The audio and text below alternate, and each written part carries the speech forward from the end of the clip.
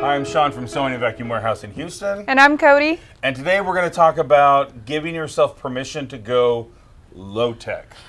Yes. There are so many products now that have computers and Yes. they sync together, like the Brother and the Scanning Cuts and Janome and, well, All of the apps. all the apps. And they're amazing, but sometimes you just want to go absolutely low tech. And case in point, so last week we did the French braid quilt block, right? Yep. And it looks beautiful, but it is a very, very time-consuming block or strip, however you want to look at it. So I wanted to kind of not do an entire strip, maybe do just a block or something, but I wasn't sure really how to work it into a quilt. So when I can't figure something out and I need visual, I go to my graph paper. Now this is really old school, but sometimes you have to go old school. Yeah. Right? So I started by sketching out what I thought I could get away with. Because these pieces here, these all represent the strip that I had worked with, and I knew that I wanted it to be kind of asymmetrical. I wanted to mix a couple colors or a couple versions of white and red and try to make it work as a quilt. Yeah. And like I meant to do it the whole time. So I really did mean to do this. This was all planned. This was all planned. So I drew this out, but I wanted to kind of visualize it. You've got a couple things over there, right? Yeah. So this is where it started, right here. And I knew that my strips were going to be, once they were finished trimming out, they were going to be 7 inches wide. I knew what the strips were going to, length was going to be. And so I did this because I wanted to see how this was going to work with the length of the quilt that I was looking at and the width. And I used these to figure out where they go. So, which one is this one? This one is this one. I'm going to think that one's there. Here's the tiny one. And then there's this one.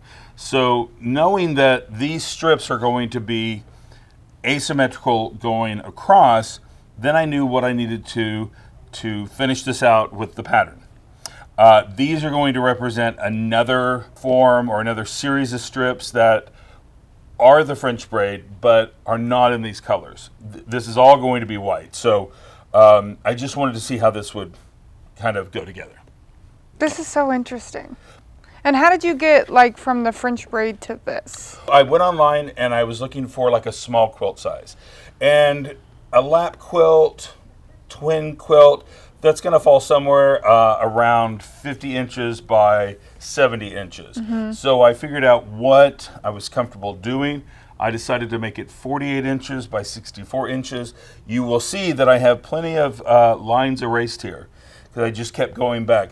I have kept this graph paper in my sewing room for years. Okay, so these are the actual French braided strips. Trimmed down. Okay, and then you're going to do a different thing here. Oh. And you can see that all the way through, I've got a 2-inch border. You know, this is graph paper. 1 inch is a block. Yeah. So you can trim it all the way down to 1 inch. You can figure that out. So I've got a 2-inch border going around. I know I'm going to do 2-inch strips or 2.5-inch strips that then are going to trim down to 2 inches. I wanted to see how this would set in here.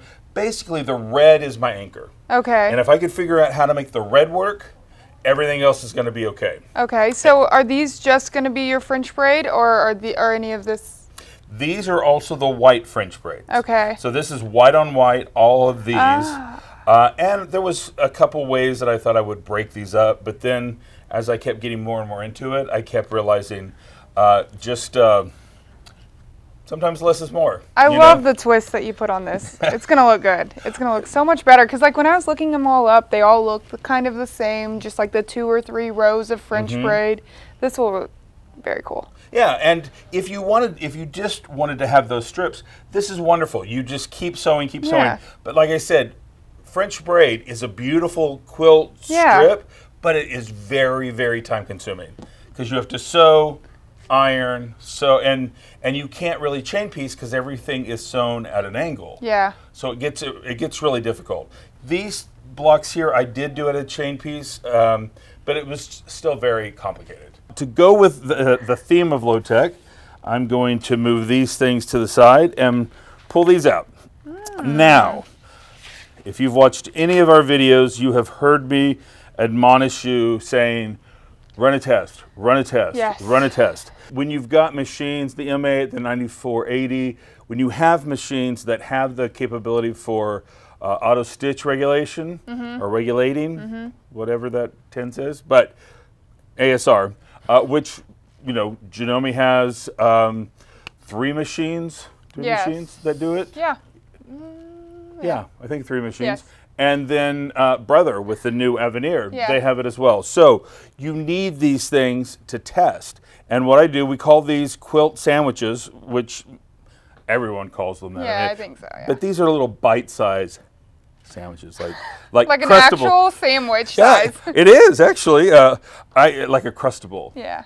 Have you had those? Uncrustable. Uncrustable, yes, those are. Yeah. That's wicked. Oh, they're so good. Yeah, like you never eat one. No. You eat one, and then you're like, well, 2 would be good. And then you eat 2, and after 2, then you just give into the shame and eat like 3 more. And that's dinner.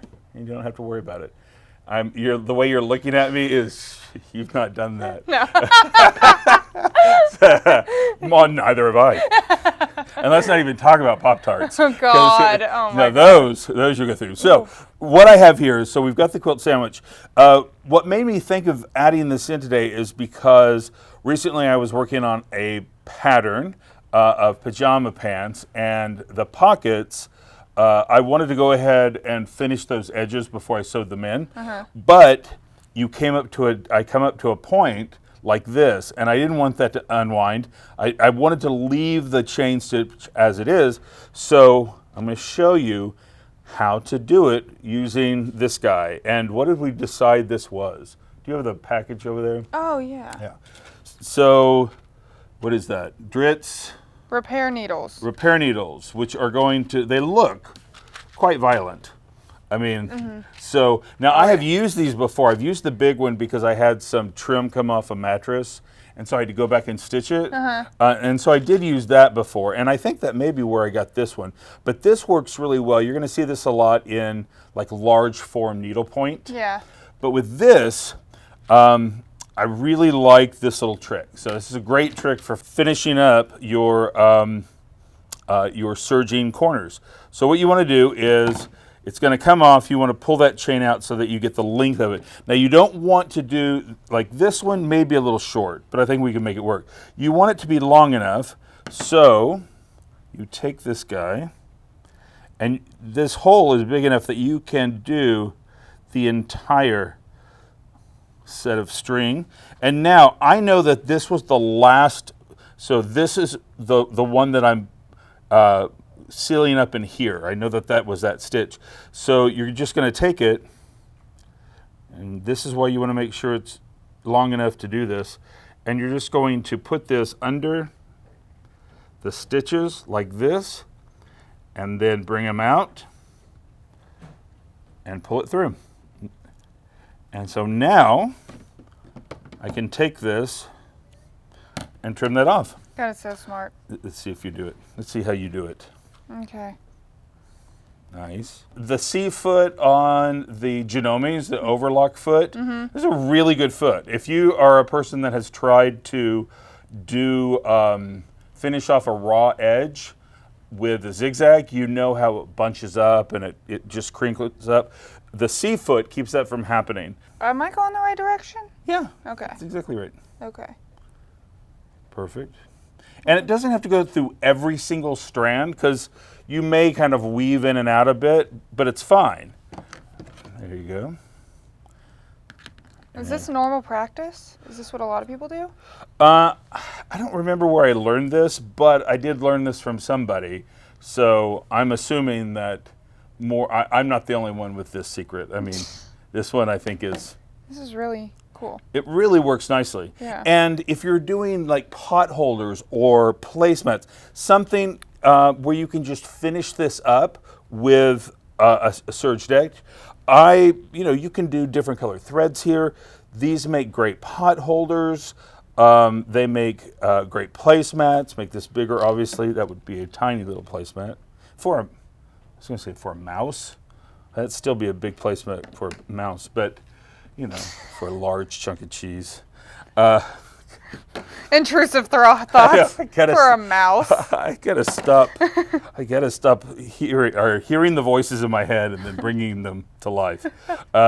You can see that we've got it all on all four corners, and this is going to take a lot of abuse. I will take this now, and I am practicing a little bit of a free motion quilting, and I want to do something. I want to test that out first. And these are really good for that because you don't want to test and then have to flip the whole thing over and make sure your tension is correct and everything. Your tests should do what you're wanting them to do that matches the project. So if I know that I want to, yeah, very nice, very nice. So I know that if I want to do something like a different pattern in my free motion quilting, or I want to try something with spacing out my quilting lines, then I have these. And this is great because you do it on something that is not a pattern, do it on a solid, because when you are stitching and you want to see that, that tension, you don't want to mistake I don't know, I'm looking across here, a pine cone. You don't want to get that thread mixed up in a pine cone print. And I'm saying that because it's right there. Oh, I see him. Yeah. I was like, I don't see that one. So don't be afraid to go low tech. You're used to it. There's a comfort there. Now, when you are ready to do something bigger, tell me about EQ8. Okay, so EQ8, we don't sell it a ton, so I only know kind of the basics of it, but from what I know Shayna uses it. And what is it? It's a software that helps you design your quilts fully from scratch. You can do. You can choose patterns. You can go in there and say, these are the colors I want each piece of fabric to be. You can fully lay out a quilt and be able to see what it looks like just on your computer screen. And correct me if I'm wrong, doesn't it have some of the like the more common prints? Like you can do it for Moda stuff. Yeah. And so you can actually use the print. The actual print that you have. If you need to go analog and then kind of step up your game with your machine and then perhaps like an EQ8 and then to a long arm. And I'm going to, right now, I don't know which way I'm pointing, but I am pointing to a video we did last week with Diane Loper. Yes. Who is amazing long arm quilter, and she has turned it, her and her family, that's their main income. Yeah. And if you've not seen the video, go watch the video. She is amazing at what she does. Quentin and her talk about turning her love of quilting into a viable business, a very, very lucrative viable business. So yeah, it's a good video, and it tells you, they talk about starting a business and the true pros and cons of it. It's not sugar-coated, but it is totally possible, and she tells you everything. Totally possible. And she does make a point in there when she's talking about people afraid of this guy right here, the Pro Stitcher. Yep. The computer piece that goes with a lot of these long arms. And she breaks it down very succinctly. She said, you're afraid of it because it's a computer. But it's a computer. We use computers every day. If you're afraid that you're not going to be able to run something, look down at your phone. There was a time when that scared people, and you're carrying a bigger computer in your hand than what we had available to us when it first came out. Everybody got computers. So you use computers every day. There is not a problem with just cherry picking which computers you give your time to. Yeah. Pro Stitcher, good computer. Yes. EQ8, good computer. Yes. Yeah, else is simple. Those. What else is good? What else is a good computer?